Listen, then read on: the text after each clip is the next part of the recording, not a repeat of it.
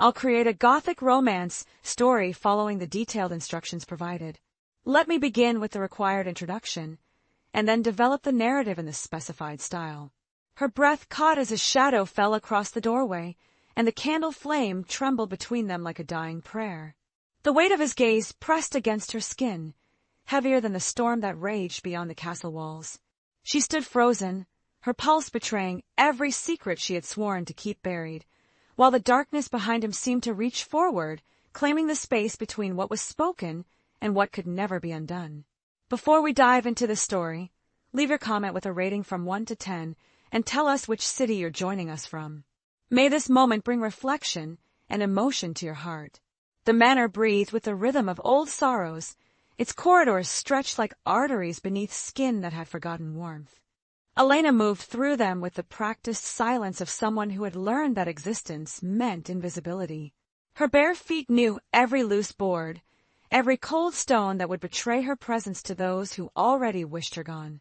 The gray dress she wore hung loose around her frame, a hand-me-down from her predecessor. Another orphaned girl who had vanished into marriage or madness, no one cared to remember which. The kitchen fire had died hours ago, leaving only the ghost of heat that clung to the iron grate like a memory refusing to fade. She knelt before it, her fingers working mechanically to coax life from the cold ashes. The repetitive motion steadied her breathing, though her heart still carried the tremor that had haunted her since dawn, when Mrs. Thornfield had delivered the news with the casual cruelty of someone announcing the weather. "The master returns tonight," she had said, her thin lips curving into something that might have been a smile on a kinder face. 20 years he's been away. 20 years since the accident that took his wife and left him. The older woman had paused, savoring Elena's visible tension. "Changed. You'll do well to keep to the shadows, girl. Men like him have little patience for reminders of what they've lost." Now, as Elena worked to rebuild the fire, she found herself wondering what manner of man could abandon his home for 2 decades, leaving it to decay under the care of servants who ruled through fear and neglect. The portrait in the great hall showed him as he had been, dark hair swept back from a face that seemed carved from marble, eyes that held depths she couldn't name. But 20 years could hollow a man, could turn beauty into something else entirely. The kindling caught with a soft whisper, flames licking upward like hungry tongues. Elena sat back on her heels, watching the light dance across the scarred stone walls. In the growing warmth, she allowed herself a moment of peace, letting her mind drift to the letter hidden beneath her mattress, the one response to her dozens of inquiries about positions elsewhere. Tomorrow, perhaps, or the day after, she could slip away before dawn and board the coach that would carry her to a new life, away from this place where she existed in the spaces between other people's stories. A sound made her freeze, the distant rumble of carriage wheels on the gravel drive. Her pulse quickened, and she rose swiftly, smoothing her skirts with trembling hands. Through the narrow kitchen window, she glimpsed the outline of a black coach emerging from the mist that clung to the moors like spectral fingers. The horses moved with an odd, silent grace, their hooves seeming to barely touch the ground. Mrs. Thornfield's voice cracked through the silence like a whip. "Girl, where are you hiding? The master has arrived, and this house will be properly prepared to receive him, or you'll find yourself sleeping in the stables." Elena hurried through the servants' passages, her heart hammering against her ribs. She had imagined this moment countless times, had rehearsed her curtsy and practiced keeping her eyes lowered, but nothing had prepared her for the electric tension that now filled the air, as if the very stones were holding their breath. The great hall stretched before her, vast and shadowed despite the blazing fire that roared in the massive hearth. Mrs. Thornfield stood rigid beside the main doors, her gray hair pulled back so tightly it seemed to stretch her features into a permanent grimace. The other servants clustered nearby, their faces pale and expectant. Elena took her place at the end of the line, pressing herself against the wall, as if she could disappear into the stone itself. The doors opened without ceremony, and the temperature in the room seemed to drop by degrees. Elena kept her gaze fixed on the worn Persian rug beneath her feet, but she felt his presence like a physical weight settling over the hall. His footsteps were soft, measured, yet each one seemed to resonate through the floorboards and into her bones. "Mrs. Thornfield." His voice was lower than she had expected, carrying an accent she couldn't place, something that spoke of distant places and forgotten centuries. The house appears to have survived my absence. Yes, my lord. We have maintained everything according to your instructions. Elena risked a glance upward and immediately regretted it. He stood in the center of the hall like a figure stepped out of a Gothic painting, his dark coat hanging open to reveal a white shirt that seemed to glow against his pale skin. His hair was longer now than in the portrait, framing a face that was both beautiful and terrible in its perfection. But it was his eyes that stopped her breath, not the warm brown she had expected, but a pale, silvery gray that seemed to see through flesh and bone to the secrets beneath. Those eyes swept the assembled staff with cool indifference until they found her. The moment their gazes met, Elena felt the world narrow to a single point of connection, as if everything else, the fire, the servants, the very air, had suddenly ceased to exist. She couldn't breathe, couldn't think, could only stand transfixed as something ancient and hungry stirred in the depths of a stare. A smile touched the corner of his mouth, sharp as a blade's edge. And who might this be? Mrs. Thornfield's voice seemed to come from very far away. Elena Crawford, my lord. The kitchen maid, an orphan we took in several years ago. Elena! He spoke her name as if tasting it, letting each syllable linger on his tongue. How interesting! Elena felt heat rise in her cheeks, though whether from embarrassment or something else entirely she couldn't say. She managed a small curtsy, her movements clumsy under the weight of his attention. When she straightened, he was still watching her with that unsettling intensity, as if she were a puzzle he was determined to solve. "You will prepare the master's chambers," Mrs. Thornfield commanded, her voice sharp with displeasure. "Fresh linens, a fire in the hearth. See that everything is perfect." Elena nodded quickly, grateful for the excuse to escape those penetrating eyes. But as she turned to go, his voice stopped her. "Actually, Mrs. Thornfield, I believe I'll see to my own arrangements. The girl can return to her duties." He paused, his gaze never leaving Elena's face. For now, the dismissal carried an undertone that made Elena's skin prickle with unease. She curtsied again and fled toward the servants' stairs, her heart racing as if she had just escaped some unseen predator. Behind her, she heard the low murmur of conversation, Mrs. Thornfield's obsequious tones mixing with his measured responses, but the words seemed to blur together into meaningless sound. In the relative safety of the kitchen, Elena pressed her back against the door and tried to steady her breathing.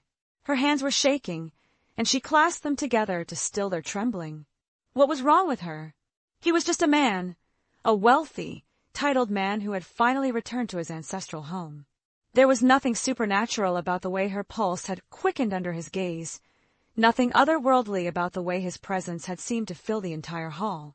And yet, as she returned to her work, stoking the fire and preparing the evening meal, she couldn't shake the feeling that something fundamental had shifted in the moment their eyes met. The air itself felt different now, charged with a tension that raised the fine hairs on her arms and made her constantly glance over her shoulder, as if expecting to find him watching her from the shadows. The wind picked up outside, rattling the windows and sending drafts through the old stones that made the candle flames dance like living things. Elena shivered and pulled her shawl closer around her shoulders, but the cold seemed to seep through fabric and flesh alike, settling deep in her bones with the persistence of an old curse. Night was falling over Ravenshollow Manor, and with it came the sense that Elena's quiet, invisible existence was about to be transformed into something far more dangerous. She touched the letter hidden in her skirts, a talisman of the escape she had planned, but somehow she knew that leaving would not be as simple as she had hoped. The master had returned, and with him, a darkness that would change everything. Mrs. Thornfield appeared in the kitchen doorway like a harbinger of fresh torment, her pale eyes glittering with malicious satisfaction. "The master has requested tea in the library," she announced, her voice dripping with false sweetness. "You will prepare it and serve it yourself. And Elena," she added, leaning closer until her breath ghosted across Elena's cheek, "do try not to embarrass the household with your clumsiness." Elena's fingers trembled as she arranged the tea service on its silver tray, each piece of porcelain seeming to mock her with its delicate perfection. The library lay in the oldest wing of the manor, a place she had glimpsed only in passing, vast shelves stretching toward shadowed ceilings, leather-bound volumes that seemed to whisper secrets in languages she couldn't understand. She had never imagined she would be summoned there, into the private domain of the master himself. The corridor leading to the library felt longer than it should have, lined with portraits whose painted eyes seemed to track her movement through the flickering candlelight. Each step echoed despite her efforts to move silently, the sound bouncing off stone walls that had witnessed centuries of secrets. The tea service rattled softly on its tray, the delicate music of china against silver marking her approach like a countdown to some unknown fate. The library door stood slightly ajar, warm golden light spilling through the gap like an invitation. Elena paused, gathering her courage, then knocked softly against the dark wood. "Enter!" His voice seemed to resonate from within her chest, low and compelling in a way that made her feel strangely breathless. She pushed the door open and stepped into a room that defied the decay she had witnessed throughout the rest of the manor. Here, everything gleamed with care and attention. Polished wood, pristine leather bindings, a fire that crackled with welcoming warmth. The air smelled of aged paper and something else, something wild and sharp that reminded her of winter storms. He stood with his back to her, silhouetted against floor-to-ceiling windows that looked out onto the moonlit gardens. The darkness beyond the glass seemed absolute, as if the world ended at the edge of the manor's grounds. When he turned, Elena felt that same electric jolt she had experienced in the great hall, as if lightning had struck somewhere deep in her chest. "Set it there," he said, gesturing toward a small table beside a wing-back chair upholstered in midnight blue velvet. "And please sit with me." Elena's eyes widened in shock. Servants did not sit with their masters, did not share tea as if they were equals. The very suggestion violated every rule she had been taught since arriving at Ravenshollow. "I couldn't, my lord. It wouldn't be proper." "Propriety," he said, moving closer with that same fluid grace she had noticed before, "is a luxury I have little patience for. I've spent 20 years in places where such conventions hold no meaning." He gestured again to the chair opposite his own. "Please." It wasn't quite a command, but it carried an authority that made refusal seem impossible. Elena set the tea service down with careful precision, her awareness of his proximity making her movements feel clumsy and uncertain. She perched on the edge of the indicated chair, ready to flee at the first sign of impropriety, her hands folded tightly in her lap. He settled into his own chair with the fluid confidence of a man accustomed to having his wishes obeyed without question. In the firelight, his features seemed both sharper and softer than they had in the great hall, the strong line of his jaw, the way shadows pooled in the hollow beneath his cheekbones, the almost hypnotic quality of those pale gray eyes. Elena found herself studying the elegant length of his fingers as he reached for his teacup, noting the absence of rings that might have spoken to family connections or political alliances. "You're afraid of me," he observed, his tone carrying neither accusation nor amusement, merely a statement of fact. Elena's pulse quickened, but she forced herself to meet his gaze. "Should I be, my lord?" A smile ghosted across his lips, there and gone so quickly she might have imagined it. "That depends entirely on what you fear most, Elena Crawford." The way he spoke her name made something flutter in her chest, a sensation both thrilling and terrifying. She took a steadying breath, inhaling that strange, wild scent that seemed to cling to him like an invisible signature. "I fear nothing more than most people, I suppose." "Most people fear death," he said, setting down his teacup with a soft clink of porcelain against porcelain. "They fear pain, abandonment, the loss of those they love. But you, I think, fear something different. You fear visibility. You've spent so long in the shadows that the thought of being truly seen terrifies you more than any physical threat." His words struck her like physical blows, each one finding its mark with devastating accuracy. Elena felt exposed, as if he had somehow looked beneath her skin and catalogued every secret shame, every carefully buried longing. The urge to flee rose in her throat like bile, but his eyes held her trapped as surely as iron chains. "I don't know what you mean," she whispered, though they both knew it was a lie. "Don't you?" He leaned forward slightly, his elbows resting on the arms of his chair. "Tell me, Elena, when was the last time someone truly looked at you? Not through you, not past you, but at you, seeing everything you are and everything you could become." The question hung in the air between them, heavy with implications she didn't dare examine too closely. Elena's throat felt dry despite the tea she had sipped, and she found herself struggling to form words under the intensity of his scrutiny. "People see what they need to see," she managed finally. "I'm useful, quiet, forgettable. That's enough." "Is it?" His voice had dropped to barely above a whisper, but in the silence of the library, it seemed to fill every corner. "Is that really enough for someone with fire burning behind her eyes?" Elena stood abruptly, the sudden movement making her chair scrape against the floor with a harsh sound that seemed to shatter the spell he had been weaving around her. "I should return to my duties, my lord. Mrs. Thornfield will be wondering where I've gone." He didn't move to stop her, but his presence seemed to expand to fill the space between them. "Of course. But Elena!" She paused at the door, her hand on the brass handle. "We will speak again soon. There are things about this house, about its history, that you should know."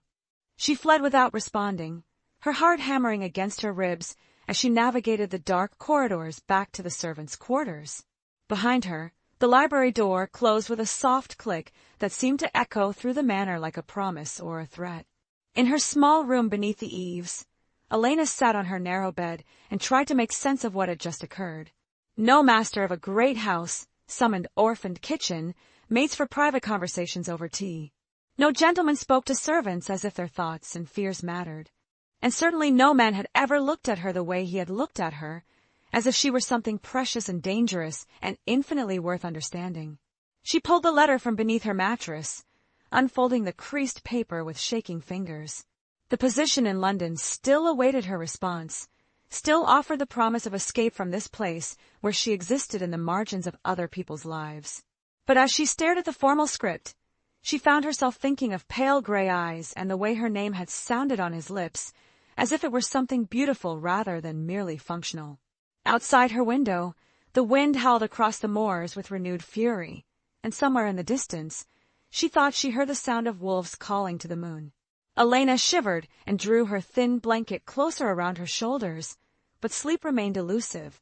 She had the unsettling feeling that her quiet, predictable world was about to be turned upside down, and that the mysterious master of Raven's Hollow Manor was only the beginning of revelations that would change everything she thought she knew about herself. The next morning brought news that set the entire household buzzing with nervous energy. Mrs. Thornfield announced at breakfast that the master would be hosting guests within the week, important guests from London society who had known him before his long absence. The manor would need to be transformed from its current state of genteel decay into something resembling its former grandeur, a task that would require every servant to work from dawn until well past midnight. Elena found herself assigned to the most labor-intensive duties, scrubbing floors that hadn't seen proper attention in years and polishing silver that had tarnished nearly black. Mrs.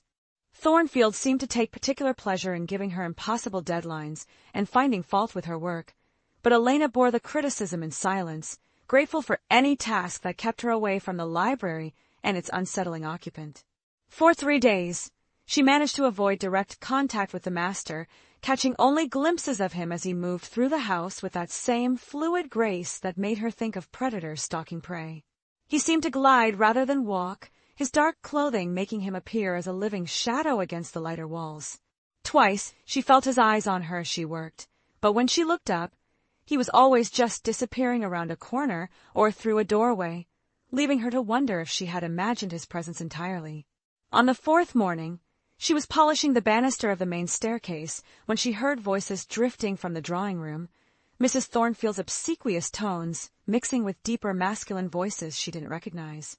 The servants had been forbidden from eavesdropping on the master's business, but curiosity proved stronger than caution, and Elena found herself moving closer to the partially open door. "Arrangements have been made exactly as you specified," Mrs. Thornfield was saying. "The guest rooms have been prepared, and I've ensured that only the most discreet servants will be in attendance during your visit." "Excellent," replied a voice that made Elena's skin crawl with instinctive revulsion. "Lord Ashford's requirements are quite specific, as I'm sure you understand.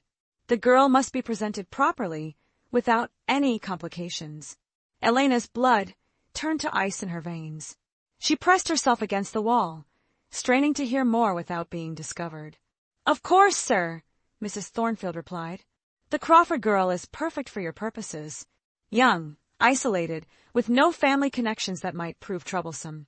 She'll cause no difficulties. The breath left Elena's lungs in a rush that left her dizzy and sick. They were discussing her as if she were livestock being prepared for market, as if her life and choices were theirs to distribute at will. The letter in her room suddenly seemed less like an option and more like a desperate necessity. Lord Ashford will be pleased, the stranger continued. He's grown quite particular about his acquisitions, especially after the unfortunate incident with the previous girl. This one is more suitable, the right age, the right coloring, and with that air of innocence that he finds so appealing. Elena backed away from the door on silent feet, her heart hammering so loudly she was certain it would betray her presence. Whatever they were planning, she wanted no part of it. The position in London couldn't come quickly enough. She would send her acceptance letter today and leave before these mysterious guests could arrive. But as she turned to flee toward the servants' stairs, she collided with something solid and warm. Strong hands caught her shoulders, steadying her, and she looked up to find herself staring into those familiar pale gray eyes. "Elena," he said softly, his voice carrying a note of concern. "You look as if you've seen a ghost." She tried to speak, to make some excuse for her presence near the drawing-room, but words seemed to have abandoned her entirely. His hands remained on her shoulders, their warmth seeping through the thin fabric of her dress, and she found herself studying the way shadows fell across his features in the dim corridor light. "Walk with me," he said, and though it sounded like a request, Elena recognized the subtle command beneath the words. His hand moved to the small of her back, guiding her away from the drawing-room and toward the conservatory at the rear of the house. The conservatory had once been beautiful. Elena could see that despite its current state of neglect. Exotic plants in various stages of decay filled ornate planters, and morning sunlight streamed through glass panels that bore the artistic patterns of craftsmen long dead. It was private here, isolated from the main house and the prying eyes of other servants. "Tell me what frightened you," he said once they were safely away from listening ears. Elena hesitated, weighing her options. Trust was a luxury she couldn't afford, but something in his manner suggested that he might be the only person in this house who saw her as more than a useful object. "The conversation in the drawing-room," she said finally. "I heard them discussing me, making plans." His expression darkened, and for a moment she glimpsed something dangerous flickering behind his eyes, something that made her think of winter storms and hunting wolves. "What exactly did you hear?" She repeated the conversation as accurately as she could, watching his face grow more serious with each detail. When she finished, silence stretched between them like a taut wire, heavy with unspoken threats and promises. "I see," he said finally. "And what do you intend to do with this information?" "Leave," Elena replied without hesitation. "I have a position waiting for me in London. I was going to accept it anyway, but now—" She let the sentence trail off, the implications clear. He studied her for a long moment, his pale eyes seeming to weigh and measure everything about her. "You believe that running will solve your problems?" "It will put distance between me and whatever Lord Ashford has planned," she said, lifting her chin with a defiance that surprised them both. "Sometimes distance is the only protection available to people like me." "People like you," he repeated thoughtfully. "And what sort of person do you believe yourself to be, Elena?" The question caught her off guard, seeming to probe at foundations she had never examined too closely. "Powerless," she said finally. "Alone. The sort of person who disappears without anyone noticing or caring." Something shifted in his expression, a softening that made him appear almost human despite the otherworldly beauty of his features. "You underestimate yourself, and you certainly underestimate the lengths to which some people will go to ensure your safety." Before Elena could ask what he meant, the sound of approaching footsteps made them both tense. Mrs. Thornfield appeared in the conservatory doorway, her thin face twisted with disapproval at finding them together. "Elena," she snapped, "you were supposed to be cleaning the silver, not entertaining our master with your presence." "The fault is mine, Mrs. Thornfield," he said smoothly. "I required Miss Crawford's assistance with a matter concerning the conservatory plants. She was merely being helpful." The older woman's expression suggested she didn't believe a word of his explanation, but she wouldn't dare contradict the master directly. "Of course, my lord. Elena, when you're finished here, return to your duties immediately. And remember, she added with a meaningful look, discretion is always appreciated in matters concerning the household. After she left, Elena found herself alone again with the master, the weight of unspoken warnings heavy in the air between them. I should go, she said, but he caught her hand before she could move away. Elena! His fingers were cool against her skin, and she felt that same electric jolt she had experienced during their first meeting. Be careful whom you trust in this house. Not everyone has your best interests at heart. The warning sent a chill down her spine, but before she could respond, he released her hand and stepped back, the distance between them suddenly feeling vast and insurmountable. Elena curtsied quickly and fled back to the main house, her heart racing with questions she didn't dare voice aloud. That evening, alone in her room, she wrote her acceptance letter to the London household, her hands shaking as she sealed the envelope. Tomorrow she would find a way to post it without Mrs. Thornfield's knowledge, and within a week she would be gone from Ravenshollow Manor forever. But as she prepared for bed, she couldn't shake the memory of cool fingers against her skin, or the way he had looked at her when he spoke of protection. Part of her, a part she didn't dare acknowledge, wondered what might happen if she stayed long enough to discover what he had meant by those cryptic words. Outside her window, clouds gathered across the face of the moon, casting the gardens into deep shadow. And somewhere in that darkness, Elena thought she saw a figure standing motionless beneath the ancient oak tree, watching the house with the patience of something that had all the time in the world. The guests arrived on a night when the wind howled like lost souls across the moors, bringing with them an atmosphere of barely contained menace that seemed to seep through the manor stones. Elena watched from her window as the carriages rolled up the drive, their black lacquer gleaming in the torchlight like beetle shells. The men who emerged moved with the predatory confidence of those accustomed to taking whatever they desired, their voices carrying clearly in the cold air as they discussed their expectations for the evening's entertainment. Lord Ashford was immediately recognizable, even from her distant vantage point. Tall and broad-shouldered, with prematurely gray hair that caught the moonlight like silver wire, he possessed the kind of commanding presence that bent others to his will through sheer force of personality.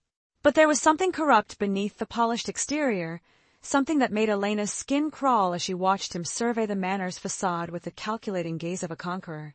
Mrs. Thornfield had prepared a special uniform for Elena to wear while serving the guests. A black dress with a white apron that somehow managed to be both modest and suggestive, fitted closely enough to emphasize her figure while maintaining the pretense of propriety. Elena had wanted to refuse, to claim illness or some other excuse that would keep her away from the dining room, but she knew that such defiance would only draw more attention to herself. The dining room had been transformed for the occasion, every surface gleaming with silver and crystal that threw fractured rainbows across the dark wood paneling.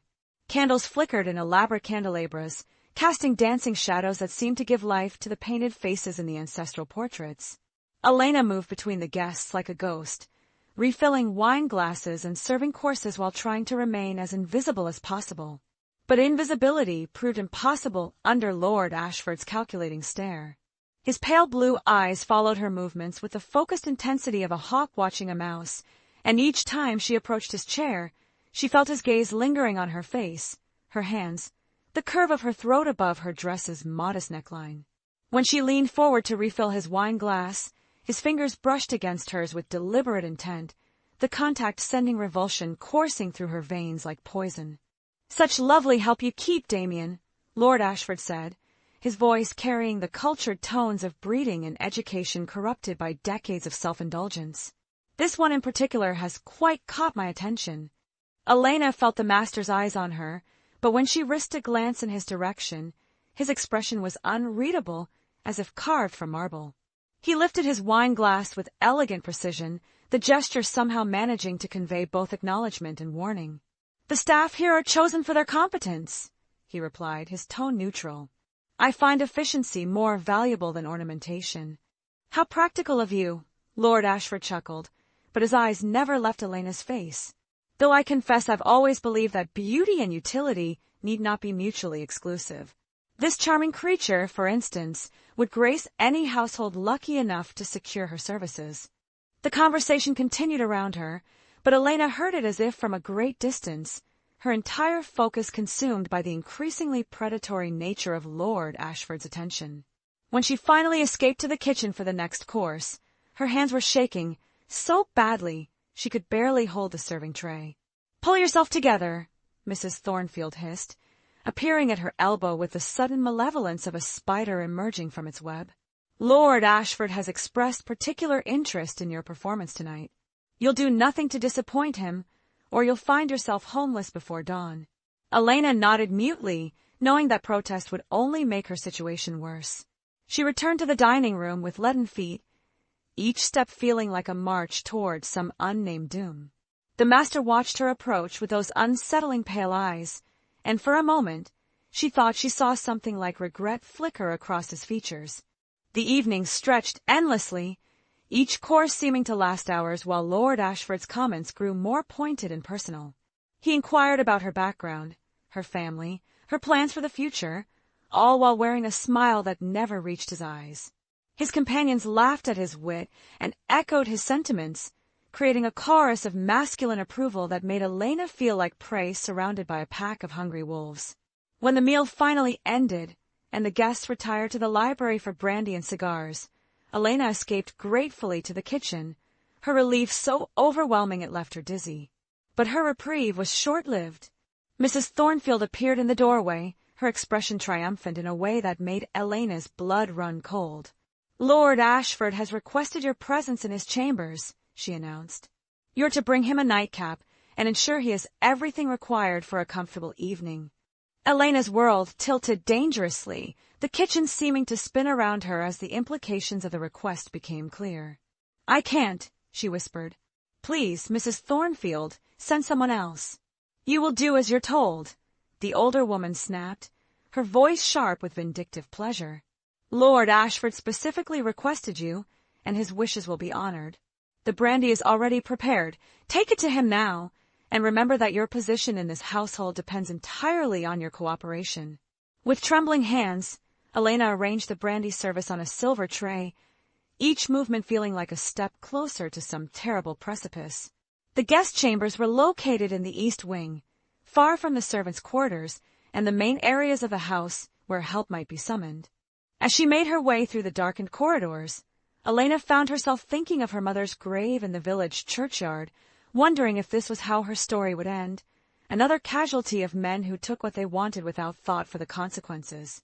Lord Ashford's door stood slightly ajar, warm light spilling into the hallway like a trap waiting to be sprung. Elena knocked softly, hoping against hope that he might have fallen asleep or changed his mind about requiring service. "Enter," came his voice, thick with brandy and anticipation. The room beyond was opulent in a way that spoke of careful preparation, silk hangings, Persian carpets, a fire crackling in the marble hearth. Lord Ashford stood before the flames, still dressed but with his jacket removed and his shirt open at the collar.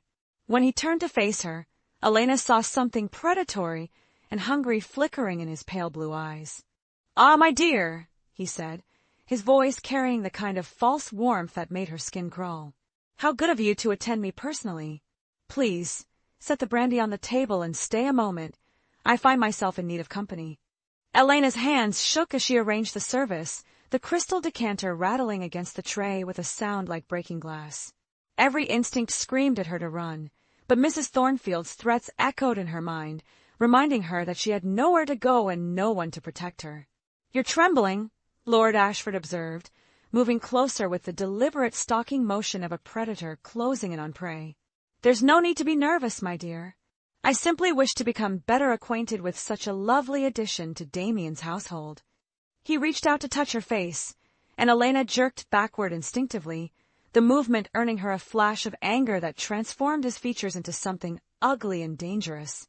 "Come now," he said, his voice dropping to a silky whisper that somehow managed to sound more threatening than any shout. "Surely you understand the nature of your position here? A girl like you, with no family, no connections, no protection, you exist entirely at the sufferance of your betters. And I am offering you an opportunity to better your circumstances considerably." Elena backed toward the door, her heart hammering against her ribs with the desperate rhythm of panic. "I should return to my duties, my lord. Mrs. Thornfield will be expecting me." "Mrs. Thornfield knows exactly where you are, he replied, his smile revealing teeth that seemed too sharp in the firelight. In fact, she was quite enthusiastic about our arrangement. It seems your position here was always meant to be temporary, my dear, merely a way of keeping you safe and properly prepared until I had need of you. The words hit Elena like physical blows, each revelation stripping away another layer of the fragile security she had imagined she possessed. Mrs. Thornfield had been planning this from the beginning, grooming her like livestock for eventual sale to the highest bidder. The kindness she had shown in taking in an orphaned girl had been nothing more than an investment in future profit. Please, Elena whispered, her back now pressed against the door. I don't want this. I never agreed to this. Agreement, Lord Ashford said, advancing with renewed purpose, is not required. You are a servant, child, and servants do as they are told. But I promise you, with proper training and guidance, you will learn to find pleasure in your new circumstances. Elena's hand found the door handle behind her, and she twisted it desperately, praying it wouldn't be locked. The mechanism turned, and she burst through the opening into the corridor beyond, Lord Ashford's angry shout echoing behind her as she ran. She fled through the manor's darkened passages like a hunted animal, her breath coming in ragged gasps that echoed off the stone walls. Behind her, she could hear pursuit, heavy footsteps, and voices raised in coordination. Mrs. Thornfield must have anticipated her flight and positioned servants to prevent her escape. Elena's mind raced through possibilities, but every exit she could think of would be watched, every hiding place known to those who had controlled her life for so long. The conservatory offered temporary refuge, its glass walls and jungle of neglected plants providing shadows deep enough to conceal her presence. Elena crouched behind a massive planter, her dress catching on thorns and dead branches, while the sound of searching voices drew closer. Through the glass panels, she could see torchlight moving across the gardens like malevolent stars, the searchers expanding their net with methodical precision. She can't have gone far, Lord Ashford's voice carried clearly through the night air. The little fool has nowhere to run. When we find her, she'll learn the consequences of defying her betters. Elena closed her eyes and tried to think past the terror that clouded her judgment. The letter she had written still lay hidden in her room, unsent, the position in London now seeming like a dream from another life. Even if she could escape the immediate pursuit, she had no money for travel, no means of supporting herself until she could reach safety.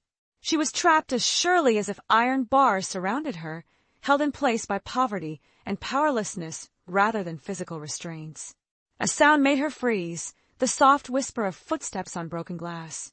Someone had entered the conservatory, moving with the fluid silence of a predator accustomed to hunting in darkness. Elena pressed herself deeper into her hiding place, hardly daring to breathe as the footsteps drew closer. Elena! The voice was soft, familiar, carrying none of the menace she had expected. It's safe. Come to me. She looked up to find the master standing in a shaft of moonlight, his pale eyes luminous in the darkness. Relief flooded through her so powerfully it left her weak, but she hesitated, remembering Mrs. Thornfield's warnings about trust and discretion. Hurry, he said, extending his hand toward her. They'll find this place soon enough. Elena emerged from her hiding place on unsteady legs, accepting his offered hand without conscious thought. His fingers were cool against her skin, but their touch steadied her in ways she couldn't explain. When he drew her closer, she caught that wild, storm-like scent that seemed to cling to him, and some primitive part of her mind recognized safety in his presence. Can you trust me? He asked, his voice low and urgent. Completely, without question or reservation. The question hung between them like a bridge across an impossible chasm. Elena looked into his eyes and saw depths that spoke of secrets darker than any she had imagined, but also a sincerity that cut through her fear like a blade through silk. Yes, she whispered, though she couldn't say why the answer came so easily. He smiled then, the expression transforming his face from marble perfection into something warmer and more human. Then hold fast to me, and do not be afraid of what you see. Before Elena could ask what he meant, the world around them began to change. The conservatory seemed to dissolve at the edges, reality blurring like watercolors in rain. She felt herself lifted, supported by arms that were stronger than any human embrace should be, And then they were moving, not walking, not running, but flowing through space like smoke given form and purpose. The sensation was terrifying and exhilarating in equal measure, like flying through a dream where the laws of physics held no meaning. Below them, she glimpsed the manor growing smaller, the searching torches becoming distant points of light scattered across a landscape that stretched away into infinity. Wind whipped through her hair with a sound like singing, and she pressed closer to her protector, trusting in his strength even as her mind struggled to comprehend what was happening. When the world finally solidified around them again, they stood in a place that belonged to no earthly geography. Obsidian cliffs rose on every side, their surfaces polished to mirror brightness by winds that had blown since the world's beginning. Above them, stars wheeled in patterns she had never seen, their light cold and distant as winter moons. The air tasted of copper and storms, and in the distance, she could hear the sound of voices raised in harmonies that spoke of power beyond human understanding. "Where are we?" Elena whispered, her voice seeming small and fragile in the vast space. "Somewhere safe," he replied, his arms still encircling her with protective warmth. "Somewhere Lord Ashford and his kind can never reach you." As she looked up into his face, Elena finally understood what she should have realized from their first meeting. The pale eyes that seemed to hold starlight, the otherworldly beauty, the way shadows bent around him like living things.